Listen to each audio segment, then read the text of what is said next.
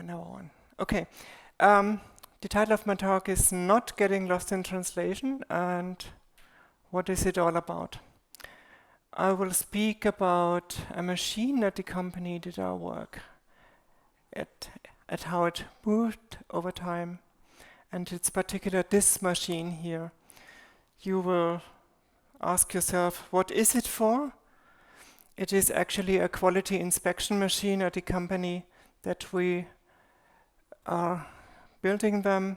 For, in particular, this one is here for railway axle inspections. And what does it look like? Here's a view into a freighter train depot. This in the middle, this orange one is a wheel set with the wheel axle and the wheels on the sides. But this is not what we are talking about. This is way too easy. What we are talking about are these particular trains. And here are the wheel axles that we are going to inspect with these machines. And as we see in the bottom, the geometry of these wheel axles is way more complex. And in the middle, there is a bore that is not stressed by the movement of the axle, the wheel axles.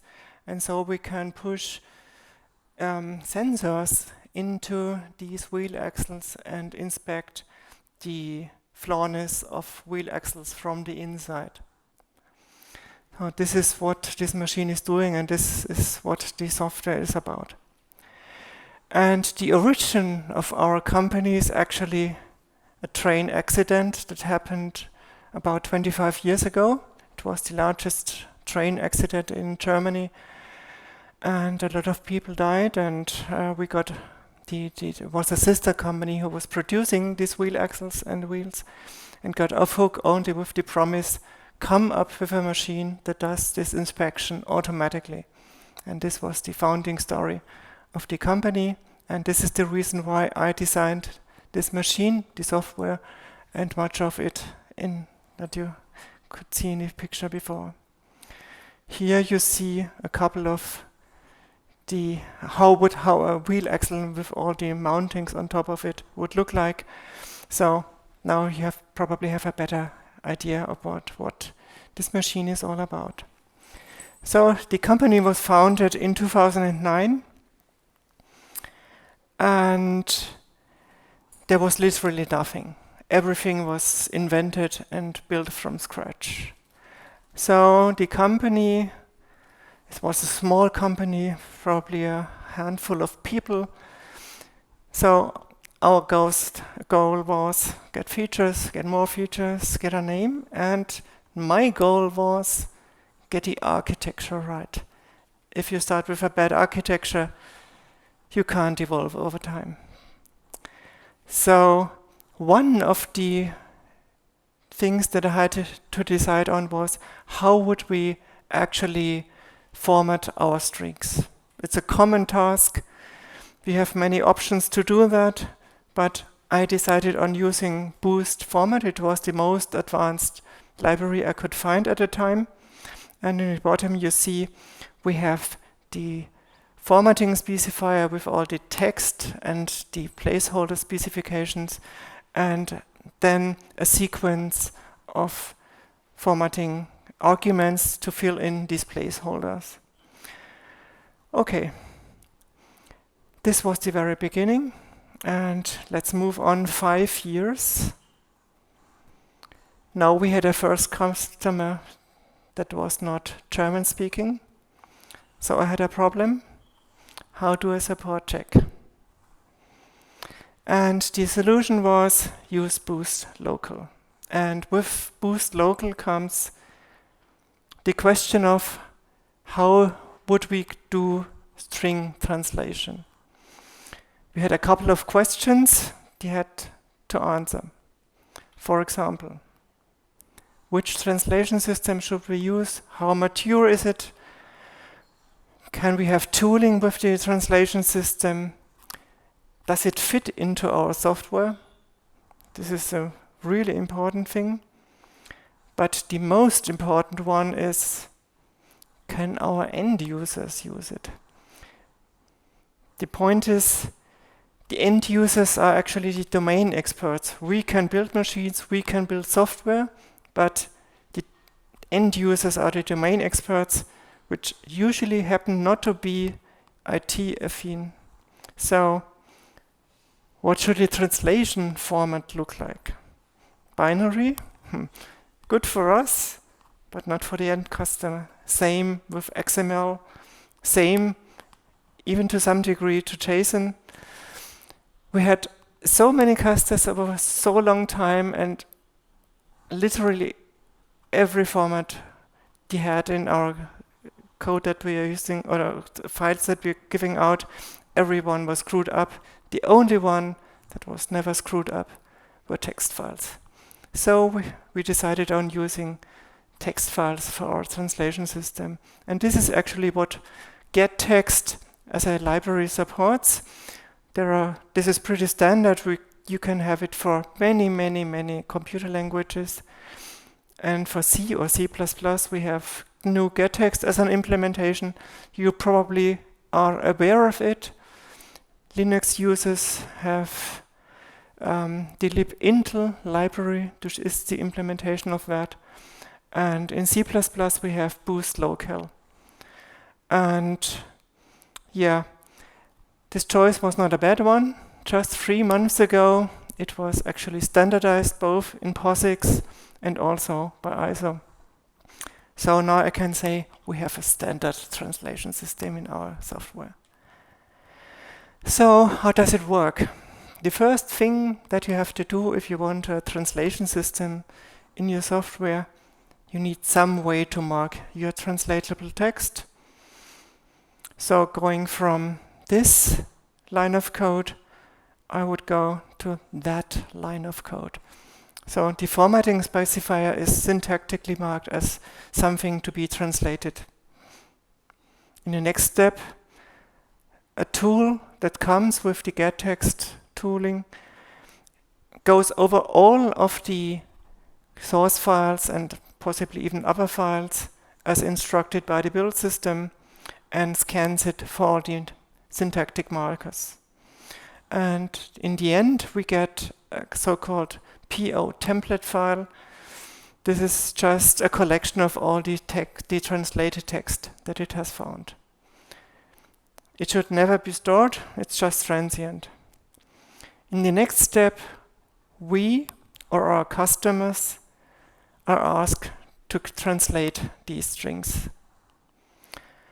And these translation may depend on the country that is language is spoken, where the workers are actually living in. In some cases, the region. In some cases, even the company has a particular jargon.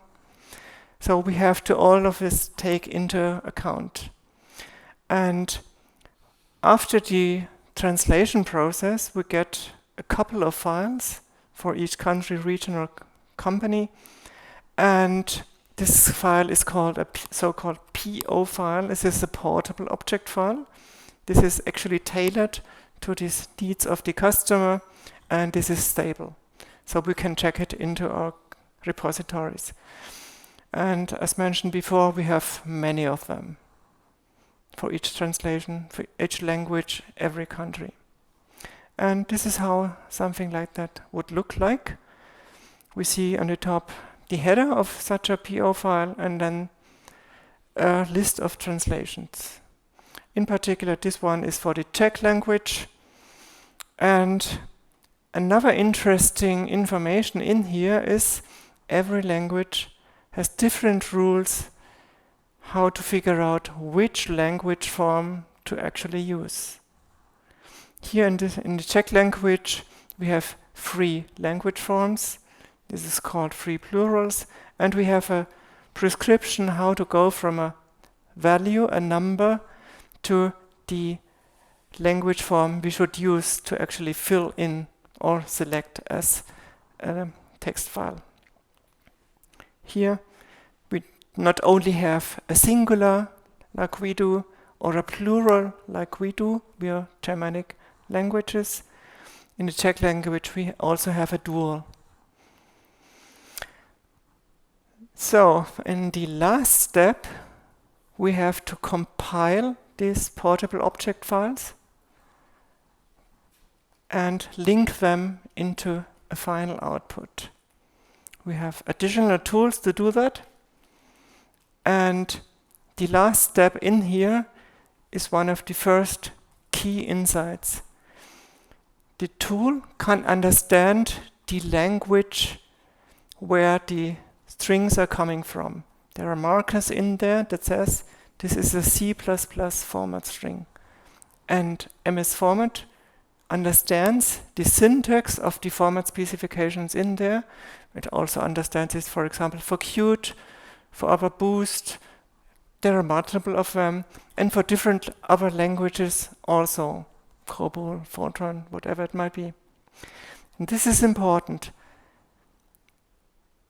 There's a tool that runs during build time that actually checks our translations and the formatting specifications in there.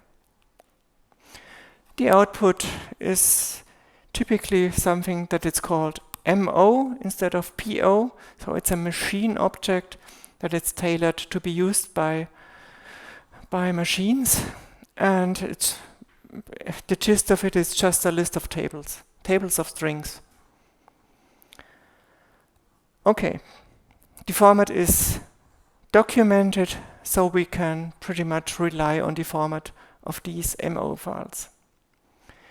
The strings in there are Unicode encoded as we usually expect it today, and we look at the website of the Unicode specification. It looks like this. This is exactly what we expect. Glyphs and this kind of stuff.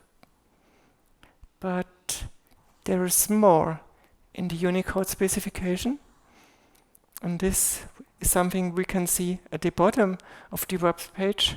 There is also a so-called Common Language Data Repository mentioned in there, and contains a lot of information about languages, scripts, rules, everything. In particular, it knows about plural rules. And if we look at how these look like, you will find a huge table. And in the beginning, it says every language is special and every language is different. So don't assume anything. Just look into these tables and where you find how to name languages, which kind of categories it discerns, what the rules for these categories are.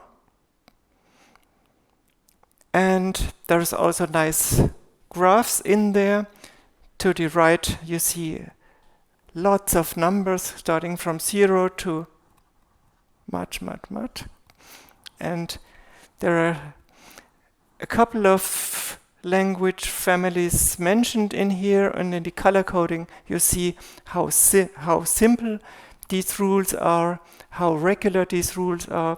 If you look, for example, at Asian languages, they have no notion about language forms, they have just one. If we look at the Germanic languages, we have singular and plural.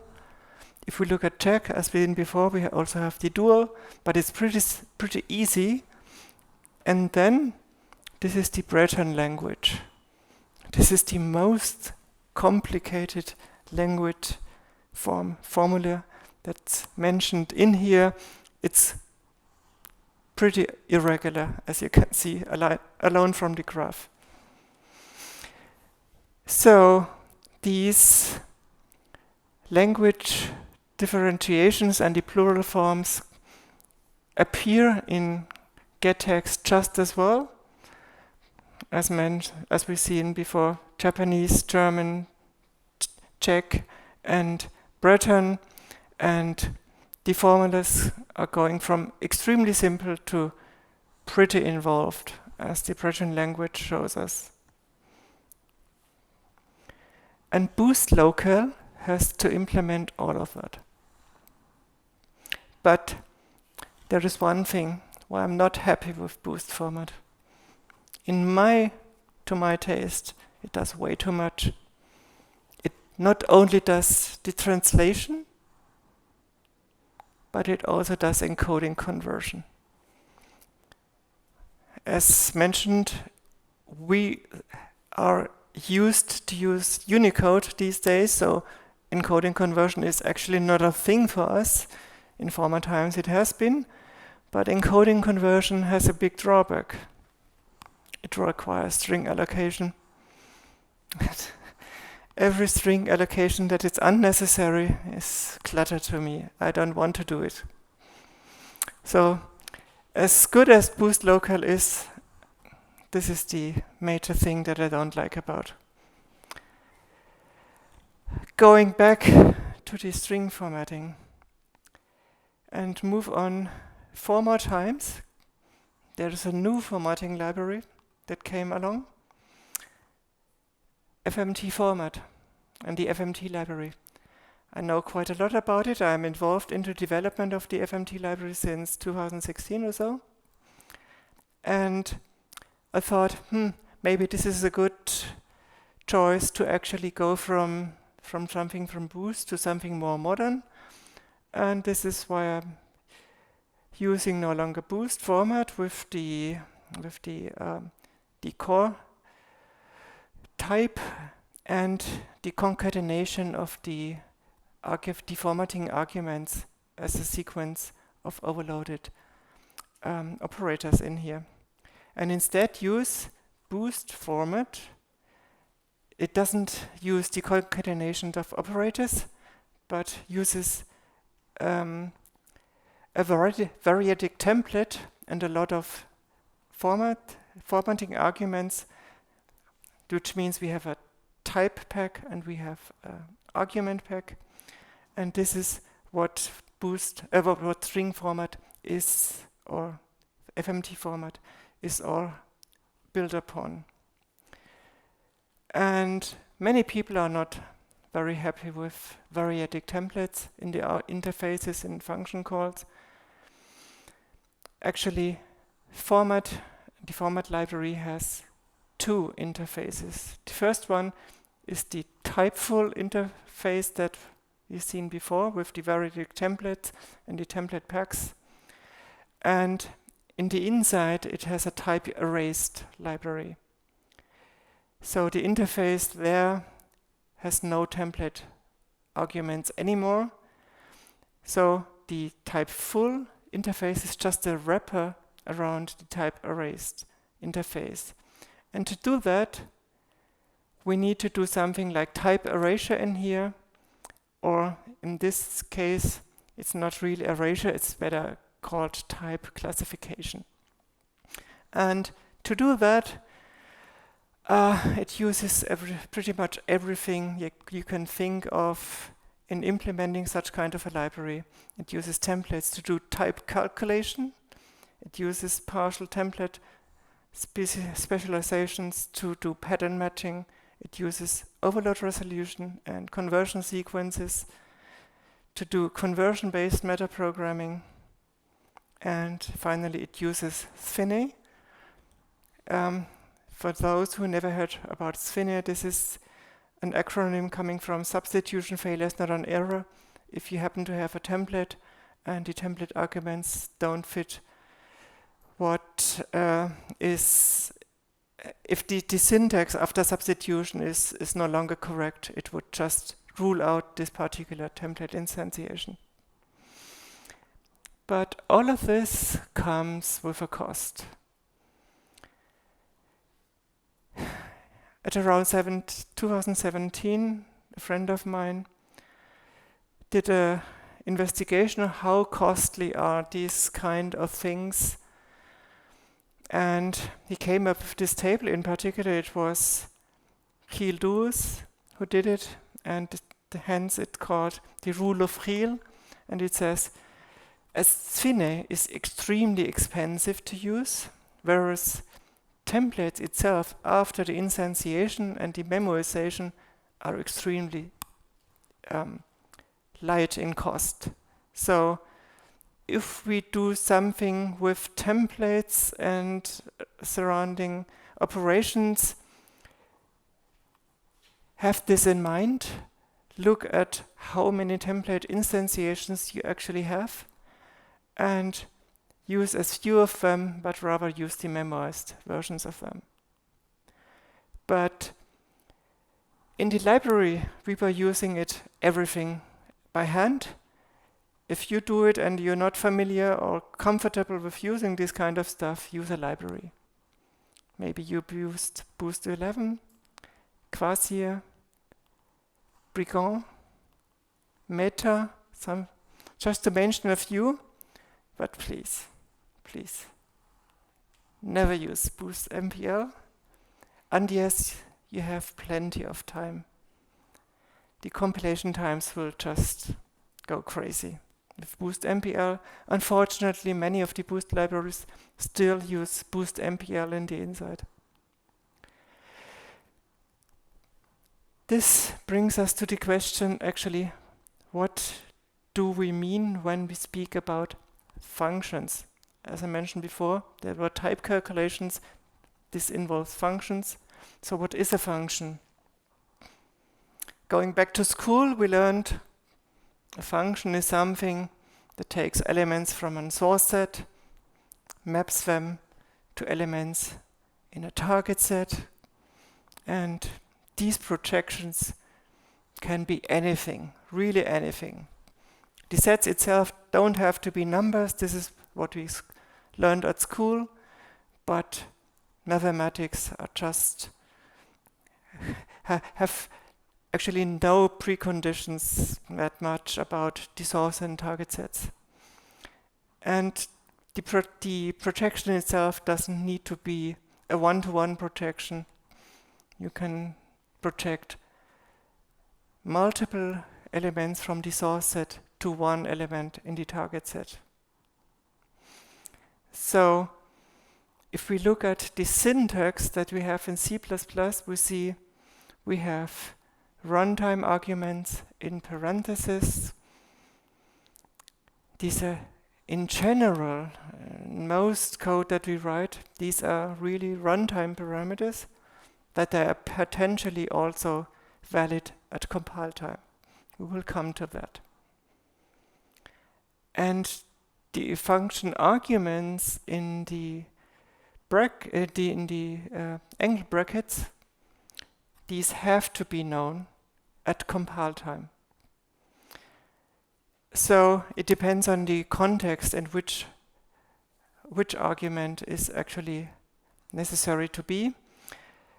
And for historic reasons, we can't put all of these function arguments into parentheses or other sigils.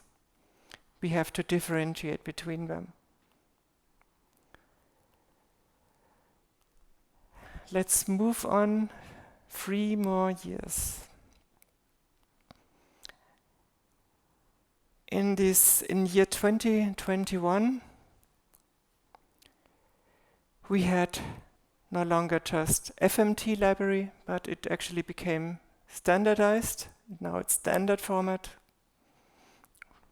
We could still use local as our translation system.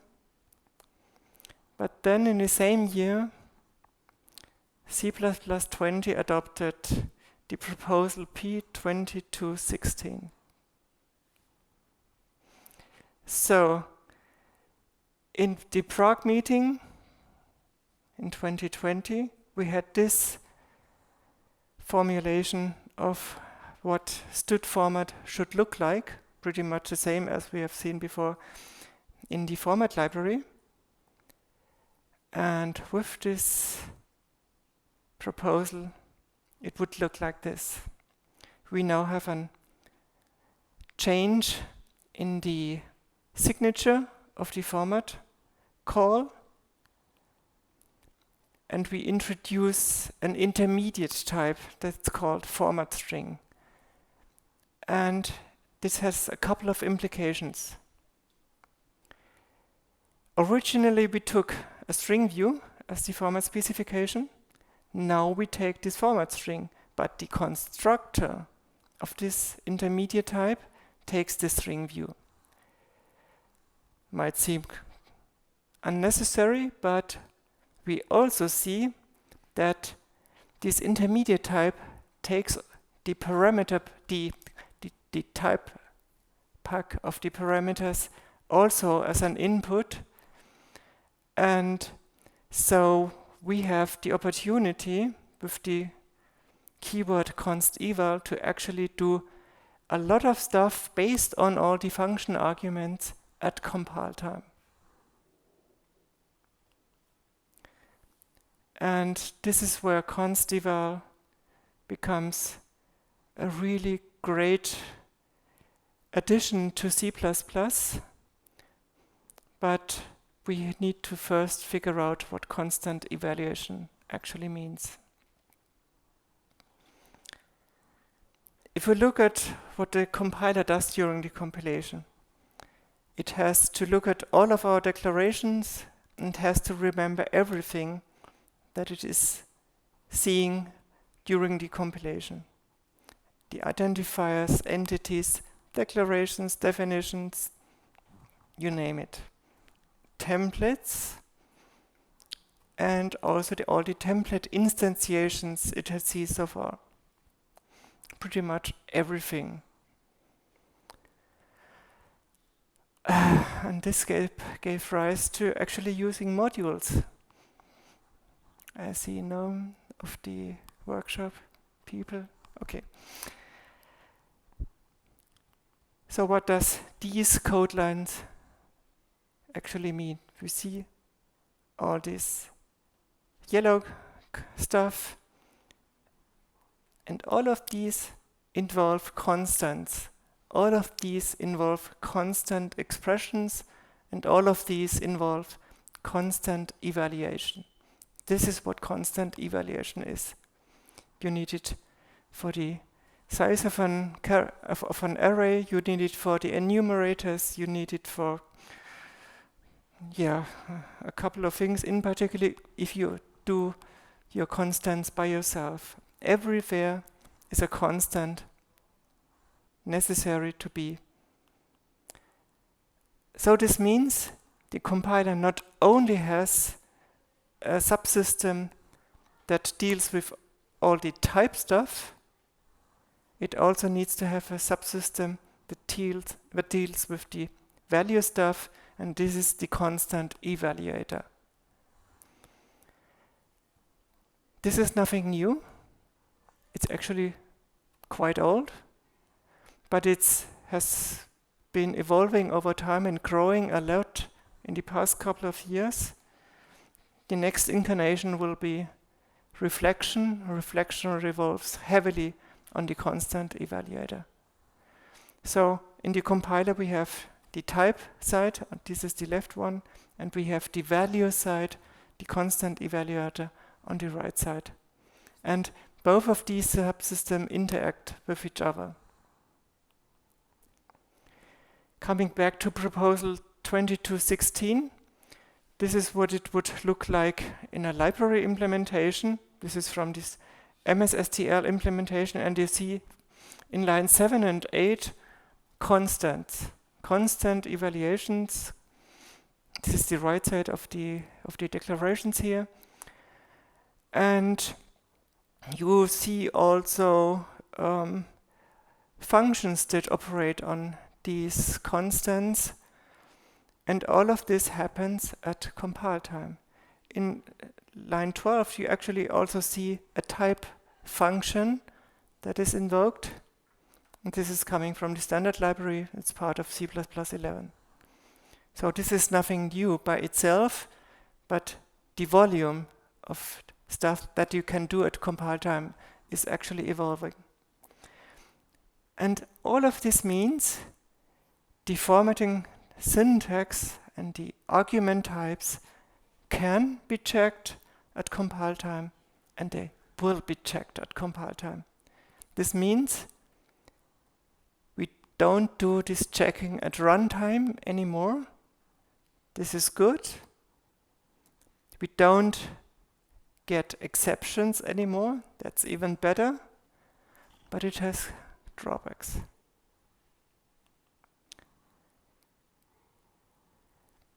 if we move on for another year, and the implementation of this changed interface of std format in Visual Studio, and we bring Visual Studio into production. Notice we have compile time checking now and compile time evaluation. What does it mean for us as a company? Boost local has died. We can no longer use the functions in there that do the string translations for us, because the formatting string needs to be a constant, but string translation is something that is done at runtime. What should I do? I don't want to get back to runtime evaluation of formatting strings or this kind of stuff. No. I still want to have this one. I still want to be able to mark my texts to be translatable, and even better, I want to make sure that the argument that actually decides on which language form I should use should be something that I don't have to put into the translation itself, but I want to just put it as an argument to the format. So this is what I want to get. But this intermediate class has a constructor that is evaluated at compile time, and there's no way to intercept something in there. And the same is true with getting a string out of it. I can't do that. So, as usual, put another level of interaction in there, come up with an additional overload, and I invent my own intermediate type. This is called format string translator. From the outside, it looks pretty much the same as before, but in the inside, I can now do much more with the contents and the arguments. I can figure out where in the argument list is the argument that decides on the language form, how to translate my format string and check for consistency and validity, and also how to translate strings that are given to me in the arguments of the formatting call. They also need to be translated if they happen to have the right type.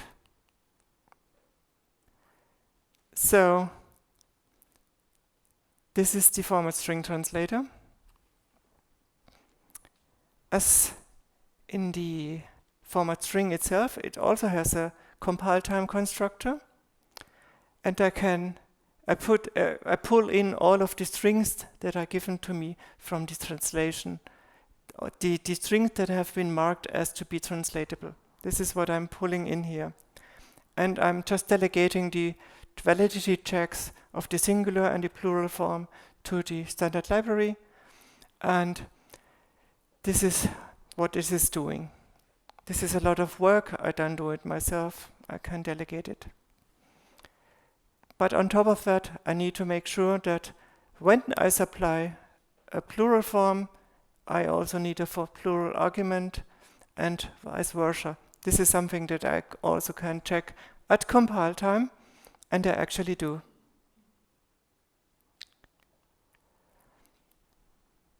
Going a level deeper, if I can check about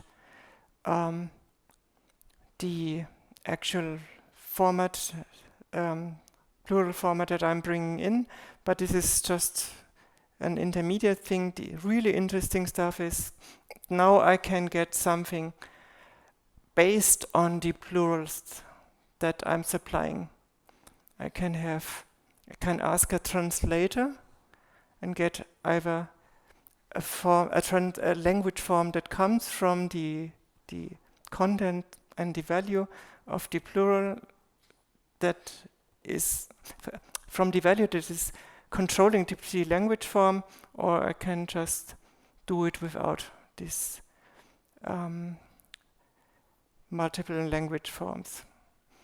And in the end, what I do after all these calculations in between, I store just one single value.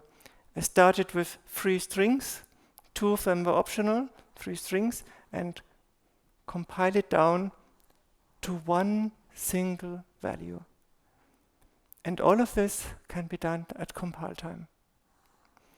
The value that I'm calculating here is actually the hash value of all the textual contents of these 3 strings in there.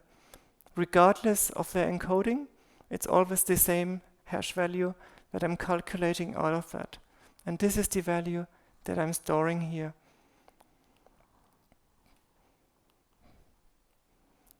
And these 2 functions are the only functions that I have to call at runtime. It takes in this hash value, it takes in a couple of maps. These maps are coming from reading in the translation files that have been compiled by getText, and I can look into these tables and figure out which translation is the correct one, with the correct language form. And this leaves me with 3 questions. Question number 1. Which of the multiple arguments is actually the one that decides on the language form? Question 2. How do I access it? See, this is a template pack or an argument pack. And how do we figure out how the remaining arguments are actually translated? The last question is easy to answer.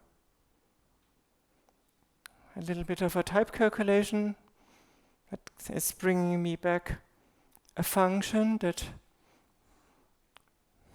does the actual translation for me.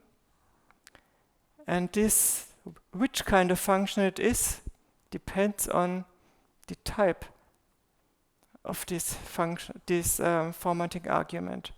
So for each type, I have to decide on which function is actually needed to translate it.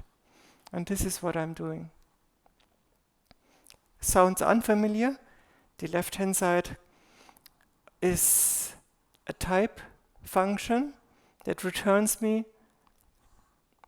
a function itself that takes a runtime parameter, and this produces the translated string of the function argument.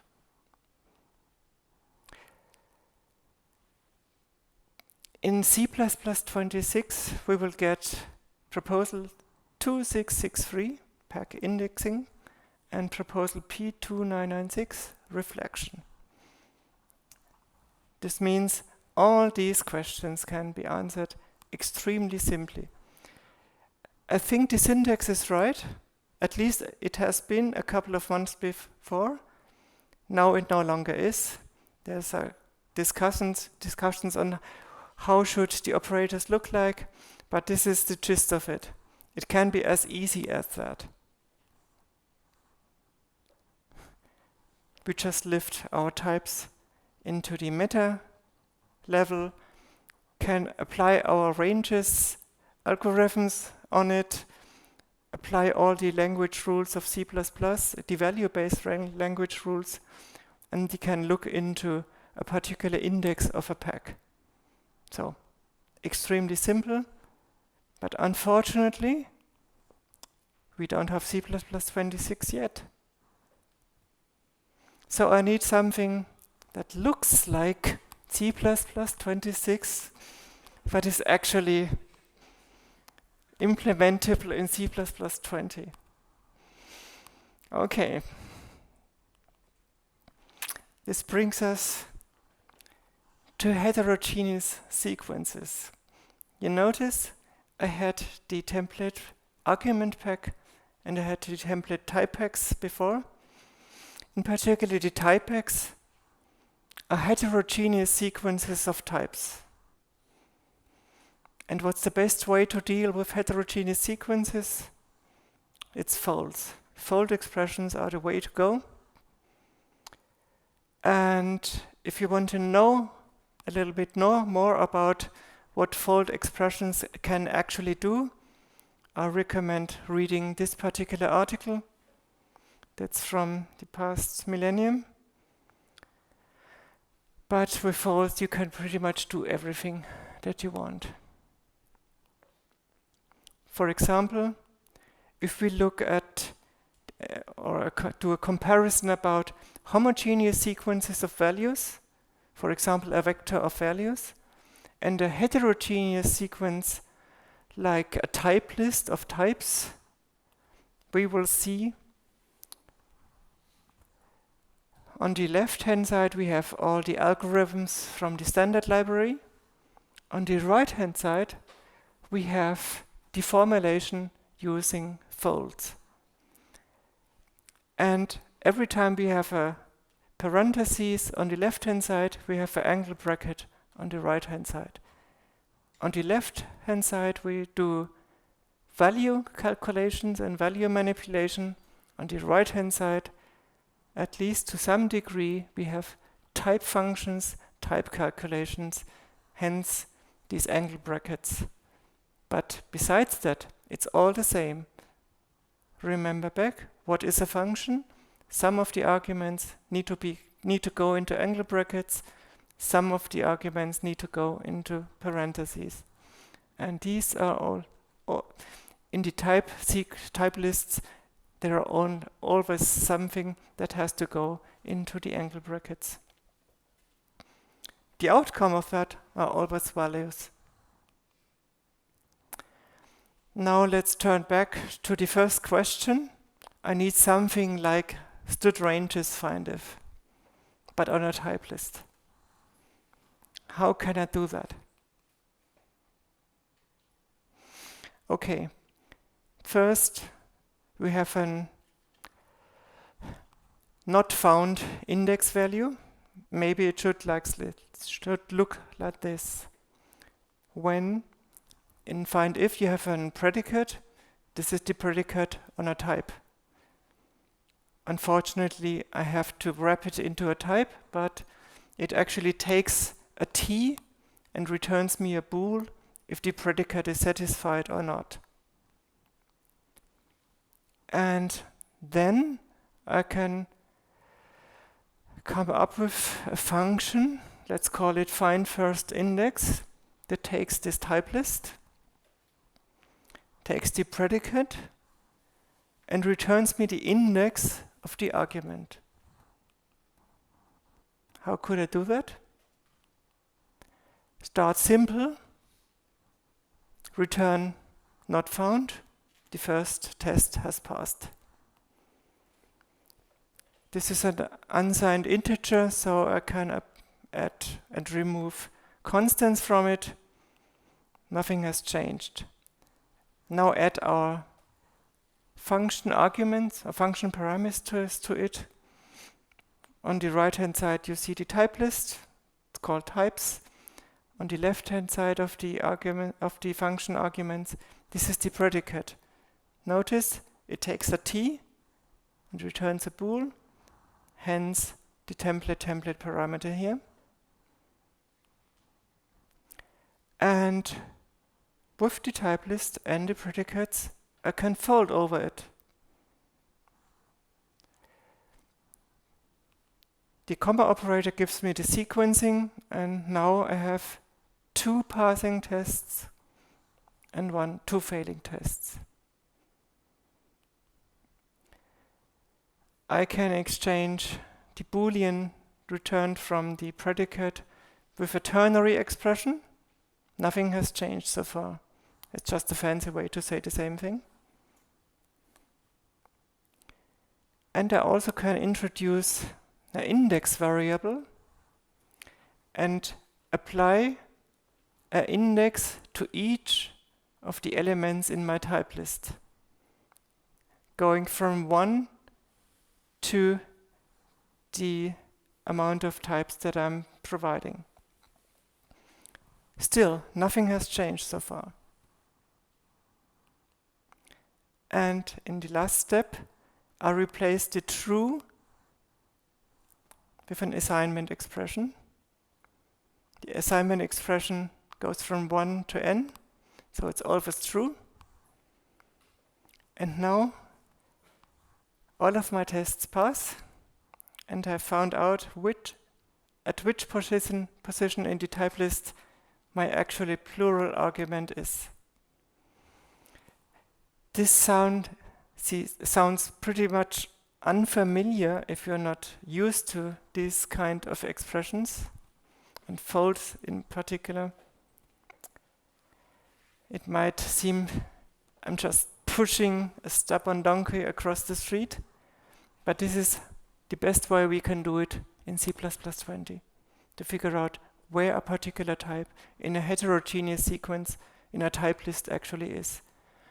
And this is not too bad. I hope we will get a library for that to make it easier for you. Something similar to the stored ranges library. Maybe you can come up with something similar. Okay. To the last question. Now we have the argument index. How do we actually get to the value of the format parameter in the list? What we know, it's an argument pack of references, which means we can take the addresses of each of these arguments, and cast it to an integral. This is totally valid. And all of these integrals can be used to initialize an array. Now we have gone from a heterogeneous sequence to a homogeneous sequence. And with the index we found in the step before, we can index into the array, apply back the type, look at the value of the argument, and we're done. This is totally valid code.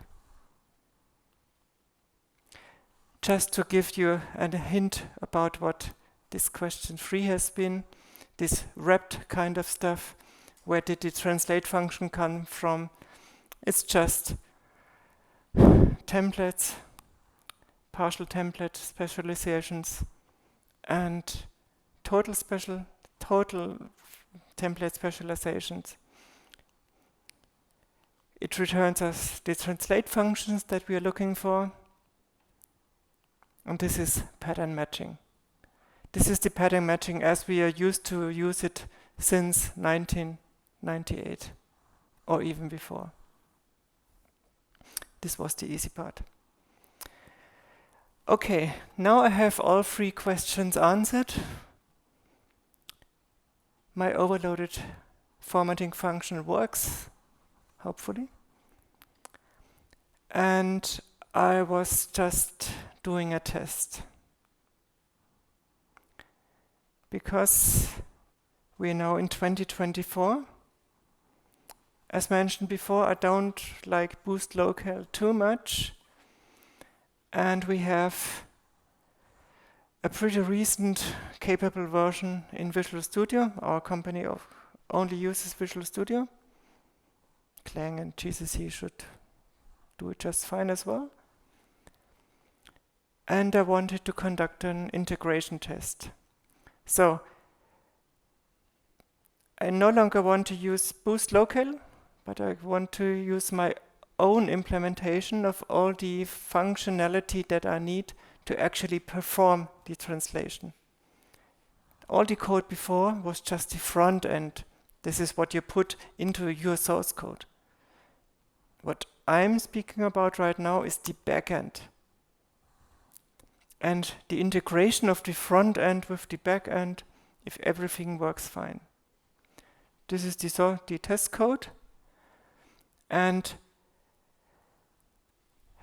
this integration test does not only involve the compiler, it also involves the build system, because the build tools are within the build system, the string translation tools.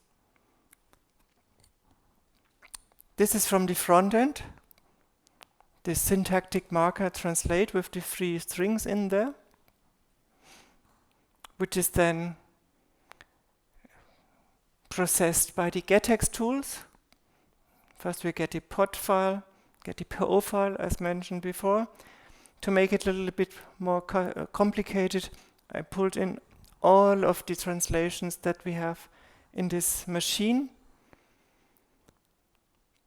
link them, and generate the machine object out of it. And to make it palatable to C++, I have an intermediate step, create a bin file, and bring it into C++. So, all in all, this is about 500 translation in there that I'm bringing in at compile time. We don't have std embed yet, but I can implement it quite easily in C++ as a compile time function, just to bring in the same binary content of the MO file as a compile time constant in C++.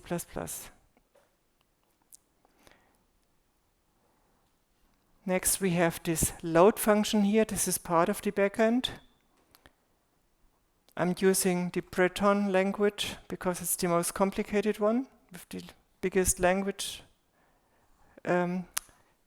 formula. What's happening here? The text string. Notice I mentioned the MO files contains all these text strings, and also the plural form is given as a string. This is compiled to a function that can be evaluated. And the load function also creates all the tables that I've been mentioning before. Also, this is the hash function of the text contents in the translate string. This is the one value that I'm actually using to do something. And this is the test cardinal that I'm using. The 1 million is just the last line in the plural formula. And what I'm expecting is I get language form free. This is what the integration test is all about. And in particular, I'm doing this at compile time. This is line 19. I call the test at compile time. So everything you see on this slide is actually compile time code. And it's one single evaluation.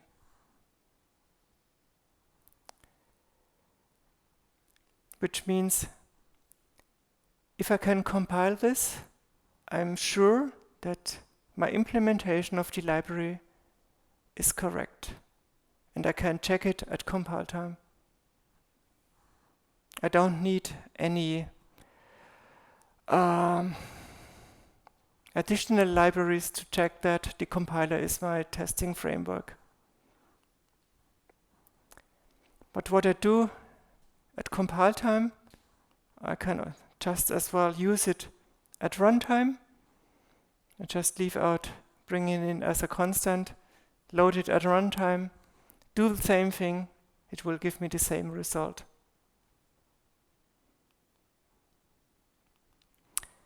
So, what does all of this mean? We have string formatting which hinges on compile time constants. Everything is a constant. The string literals are constant. We cannot supply runtime values as string format, or we cannot We don't want to see any exceptions at runtime. We want to make sure that everything what they do can be done at compile time, or at least within the build system at build time. This is what we want to do. And we still want to translate kind of stuff, all of our strings, if we want to, at runtime. And this is what I've been trying to show you. This is still possible. It's more involved than it has been before. The previous libraries can't do that, but with a little bit of knowledge about C++20 and compile time evaluation and the right tools to actually do that, you can do it. Still today, you do not have to resort to runtime evaluation of formatting strings and formatting specifiers. This is what is proposed in the committee right now to actually do it in C++26. This is this stood runtime kind of thing for formatting.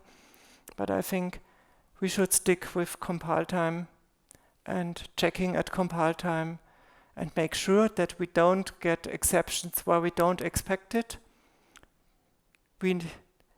What we want to do in our machines is make sure we don't have a denial of service because of an unexpected string in there. We can test as much as we want. Sometimes there will be something that the user is putting into a GUI, and it may invoke something that would then cause an exception, and we don't want to do that. Then exception is just a symptom. How to handle it, we don't know how to handle it. So this means we bring the system down, and we don't want to do that. This is pretty much the end of my talk. Here are a couple of resources. Maybe I will bring the library code to GitHub. The front end is already in production, but the back end is not. I'm still improving on it. I'm still applying more tests to it. But this is the end of everything I wanted to say you about translation, string translation, translation at compile time, translation at runtime, so that you hopefully not get lost anymore in translations. Thank you.